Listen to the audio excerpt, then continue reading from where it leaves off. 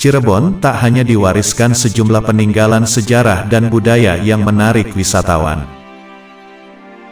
Keberadaan kompleks pemakaman tokoh sentral di Cirebon juga berpotensi dikunjungi dalam sebuah perjalanan tim wisata religi. Diketahui, Cirebon merupakan salah satu daerah yang menjadi sentra penyebaran Islam oleh Wali Songo. Keberadaan para tokoh Islam tanah Jawa itu banyak meninggalkan sejarah yang dibuktikan dengan peninggalan makam para wali.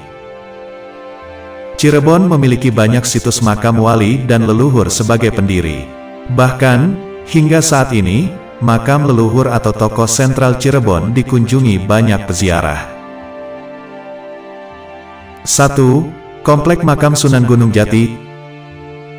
Makam yang terletak di Kompleks Pemakaman Sunan Gunung Jati menjadi wisata religi yang dikunjungi banyak pendatang dari dalam maupun kota Cirebon. Kompleks Makam Sunan Gunung Jati tidak pernah sepi dari para peziarah. Makam salah seorang wali Songo ini dijadikan makam yang dikeramatkan oleh penduduk sekitar. Selain berziarah, mereka juga melakukan ritual-ritual tradisional yang diperingati pada waktu-waktu tertentu. Ritual lempar koin di pintu besar makam Sunan Gunung Jati sudah menjadi tradisi bila mengunjungi petilasan makam Sunan Gunung Jati.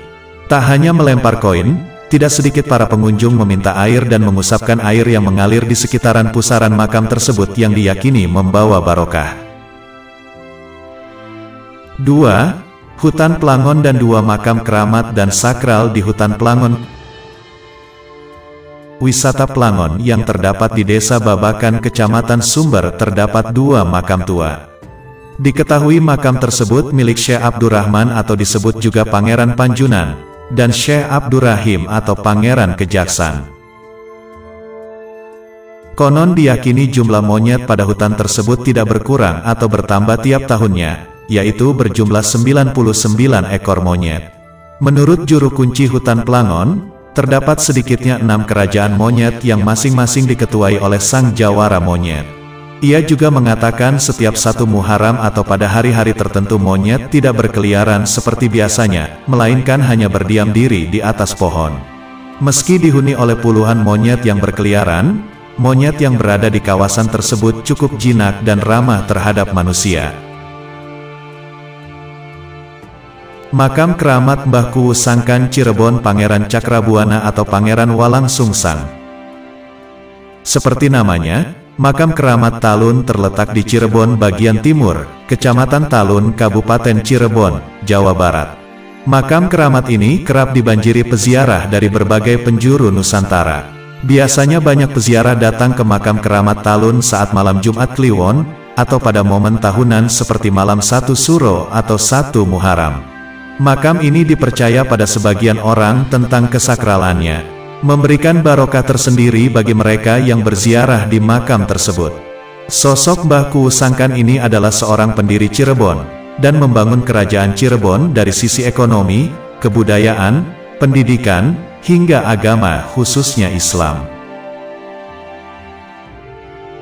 Mbah Kuwu Sangkan Cirebon merupakan anak dari Prabu Siliwangi dan Nyi Subang Larang. Namanya saat di Kerajaan Pajajaran adalah Pangeran Walang Sungsang. Dalam memperdalam ilmu agama Islamnya, Pangeran Walang Sungsang ini keluar dari Istana Pajajaran. Beliau berkelana dan akhirnya menetap di Cirebon.